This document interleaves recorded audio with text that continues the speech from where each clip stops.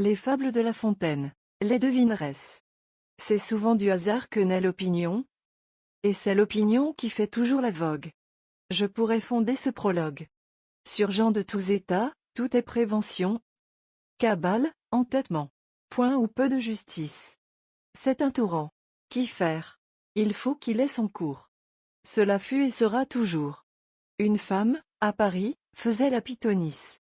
On l'allait consulter sur chaque événement. Perdait-on un chiffon? Avait-on un amant? Un mari vivant trop au gré de son épouse? Une mère fâcheuse, une femme jalouse. Chez la devineuse on courait pour se faire annoncer ce que l'on désirait. Son fait consistait en adresse. Quelques termes de l'art, beaucoup de hardiesse, du hasard quelquefois, tout cela concourait. Tout cela bien souvent faisait crier miracle. Enfin, quoique ignorante à 20 et 3 carats, elle passait pour un oracle. L'oracle était logé dedans un galetas.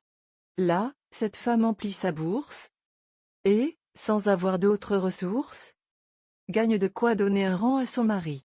Elle achète un office, une maison aussi. Voilà le galetas rempli. D'une nouvelle hôtesse, à qui toute la ville, femmes, filles, valets, gros messieurs, tout enfin, allait, comme autrefois, demander son destin.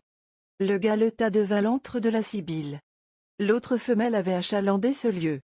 Cette femme eut beau faire, eut beau dire. Moi devine. On se moque, et, messieurs, sais-je lire? Je n'ai jamais appris que ma croix de par Dieu. Point de raison, fallut deviner et prédire. Mettre à part force bon du cas, et gagner malgré soi plus que 2 avocats. Le meuble et l'équipage aidaient fort à la chose. 4 sièges boiteux, un manche de balai. Tout sentait son sabbat et sa métamorphose. Quand cette femme aurait dit vrai.